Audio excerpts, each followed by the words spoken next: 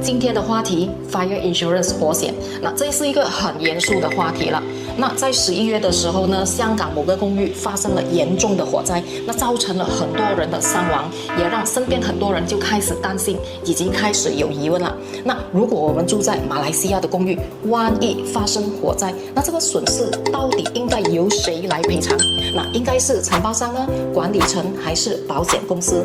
那今天我就邀请到保险公司的专业代表来帮我们一次过解答所有最关键的问题。那首先我就要感谢金山抽空来帮我这个节目录制这些所有的 Q&A 啦。感谢 Joyce 邀请我来分享这个火险知识给大家。大家好，我是金山，我是一名保险代理。从事保险理财事业已经21年了，我也是 True Moment Wealth Consultancy 的创办人。那么我们的团队呢，一直以服务为先。那么也累积了很多的理赔的经验。通常顾客之后都会成为我们的朋友。好，这样子的意思是说，顾客是非常满意你们的服务的，那才会成为了朋友。你说的没错。我们的服务有电物保险，那么汽车保险，人寿医药保险，债务抵消和这一个传承规划，还有 Will and Trust 遗嘱撰写，都是一站式的服务。好，我们的团队有一个宗旨，就是多一个人安排保险，就多一个家庭受到保障，也会少了一个受害的人。那说真的啦，保险这一行，我觉得啦，要长期的坚持下去，还要做到专业的话，真的不容易。所以呢，我是真心的很佩服你。OK， 那我们开始我们的 Q&A 咯。那如果是我们住的公寓啦，一旦发生了这个火灾的话呢，第一时间到底应该是由谁来负责赔偿 ？OK， 好。那么在马来西亚，在这一个高楼住宅的赔偿呢是非常清晰的。它第一，它是从高楼本身的这个 Master Fire Insurance， 他们会先负责赔偿。这样他们赔偿什么呢？第一就是建筑的结构烧到的部分的结构，比如说墙身、墙的部分、天花板，然后地板。另外 public area 也是公共区域，比如说电梯，然后停车场，还有大楼的内部的管线，还有那个电源的系统，都是属于这一个大楼里面的 Master Fire Insurance 会赔的。第二呢，就是住户自己的 House Owner Fire Insurance， 它是负责赔室内的装修，就是屋子里面的装修，厨房、橱柜，然后地板，还有墙上如果有放意大利瓷砖，都是可以赔的。那么还有就是家居电器，比如说冰箱、电视。洗衣机还有个人的财务另外最重要的就是第三方责任。那么如果说我们的家失火蔓延到邻居，邻居的我们也是可以赔偿的。所以不是承包商，也不是管理层来赔偿，而是保险公司按照我们买的保单的结构还有保额来做这个负责赔偿。那很多人呢就以为这个大楼的火险呢是可以全部赔偿的，这是真的吗？不完全对。因为其实大楼的火险Master Fire Insurance 它只是赔建筑结构，就是那个 building 而已。它是不赔我们的装修啦，屋内的装修啦，还有家具、那个家私电器，都不赔的。还有就是我们的个人的财务邻居的损失和租金的损失。OK， 那么这一些都是我们自己住户的家居保险。household 的 insurance 赔的，所以你必须是有自己的这一个 household， 不然就是自己赔，就是自己去负责这一份，就是自己要去承担这一些损失啦。如果没有买到保险的话，那如果像这个香港的某个公寓发生那样的严重的大火灾的话，就整栋公寓都受到影响的话呢，大楼的火险能赔多少？如果是说发生在马来西亚的话，OK。大楼的火险其实它不是赔整个大楼的市场价，而是赔重建成本，我们叫 rebuilding cost。那么我这里可以给一个例子，就是一间1000 square feet 的公寓，它的重建成本大约是马币的180到250 per square feet。OK。那么所以呢，赔偿的金额应该是会在马币的18万到25万，就是针对它的那个整栋大楼的理赔而已，而不是市场价。对，所以说你就可能它的卖价是50万，可是它的重建成本只是25万而已。这个就是所谓的你刚才说的，它就没有理赔里面的，它只是大楼外面的，所以就是这个价格了。我说的对吗？对，如果是整栋公寓受损，那么大楼的火险就会按照各单位的重建成本去做这个理赔。如果这个装修是8万，然后呢家具总共4万，那这些大楼火险它会理赔吗？不会，因为这一些都是属于住户自己的家居保险 ，house owner household 来赔的。我们通常是建议装修刚才你说的8万。第二呢，就是家具加电器的话是4万，然后另外再加一个第三方责任，就是赔邻居的，大概是50万。那么1年的保费是马币大概是200到300而已。所以就是说，以这个8万和4万，你刚才说的第三方的话，你就建议50万左右的这个保额。对，OK 好。那么如果万一火灾发生时，那么我们就可以避免数十万的损失。这个也对。那如果这个火灾啦，它是由某一户人家的这一个它的电线的短路啊，又或者它过量的用电而导致的，那该怎么办 ？OK， 那么在马来西亚，这个赔偿责任会这样划分的。那么肇事者的单位呢，他需要承担这一个责任。那么但是他不会自己掏钱，而是使用他的责任险，就是 liability coverage。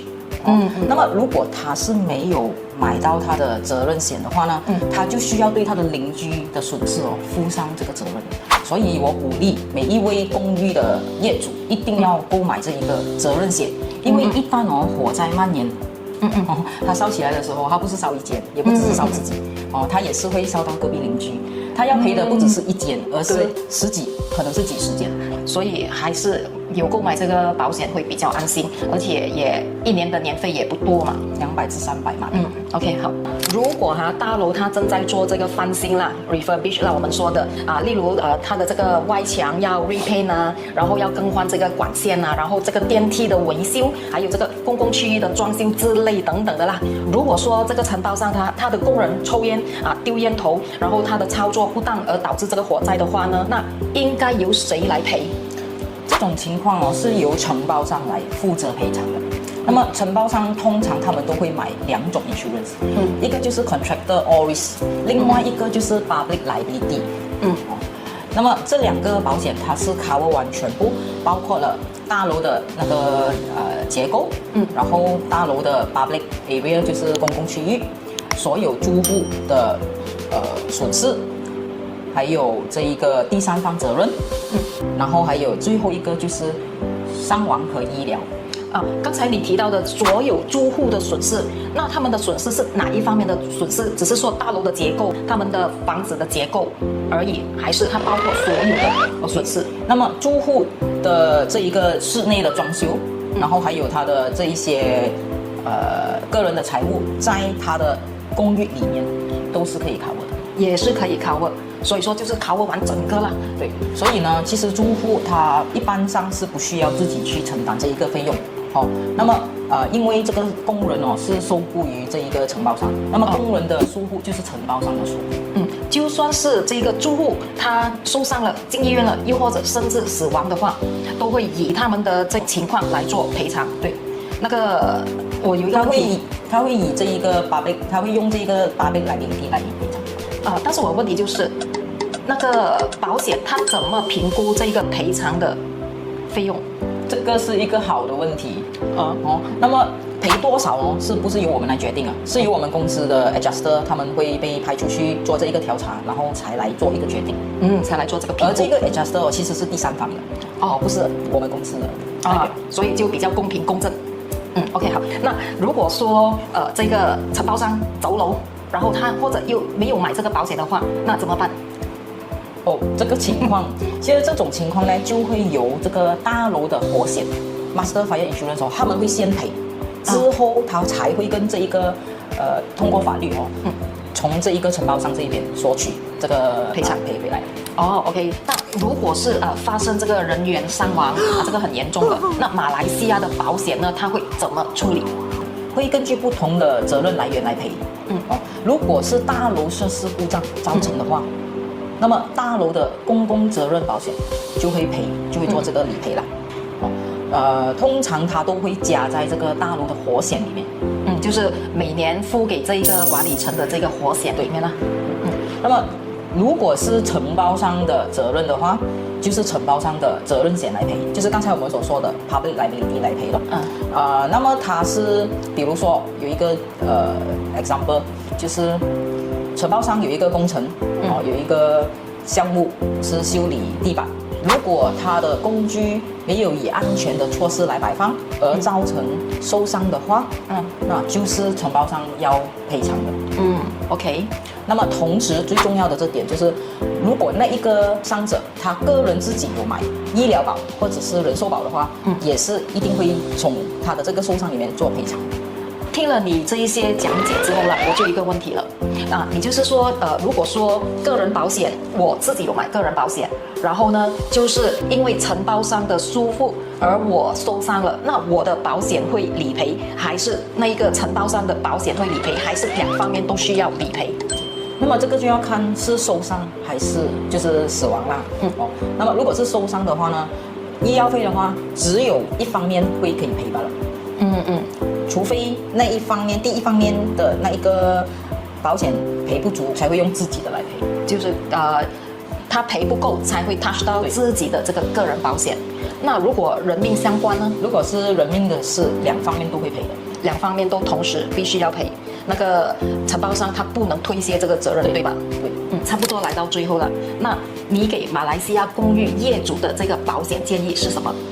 OK， 除了我们大楼的火险就是我们每一年给管理层的火险费之外呢，我们自己也需要保护自己的家里面、公寓里面的一些家具所以我们应该要加一个 householder 给自己保障我们的装修、我们的家具，甚至我们的这个第三方保护我们的邻居。一年的保费大概是200到300马币，那么就能够避免几十万的损失了。所以呢，我觉得就是给自己买一个安心而已啦。OK， 那最后我要补充一下啦。那通常业主在还这个房屋贷款的时候银行每年都会 charge 这一个火险的。那如果你住的是公寓的话，通常这个管理层他都会 compulsory 的要你买这一个火险。所以在这种情况之下呢，你需要每年通知这个银行，一定要记得通知银行，避免出现这个双重的付费的情况了。那通过今天的视频我希望大家对马来西亚公寓火险的这一个谁来赔、怎么赔有更清楚的认识了。我想补充一下，就是大楼的火险只是保护大楼的结构而已。所有我们家里面的有价值的东西，都是由我们自己的家居保险 householder 来保护的。所以如果你想知道自己的单位应该要买多少的保额，或者你需要专业的协助，欢迎随时联系我，我可以帮你做免费的分析。OK， 那金山的这一个联系方式呢，我也放在下面大家可以进去里面看一看啦。OK， 最后再一次感谢金山抽空上来分享那么多有用的这一个房产保险的知识。那我们今天就到这里咯。谢谢你。OK， 那最后如果大家喜欢我的视频内容的话，请分享给更多的朋友，以及别忘记了关注我的视频。OK， 我们下期见，拜拜。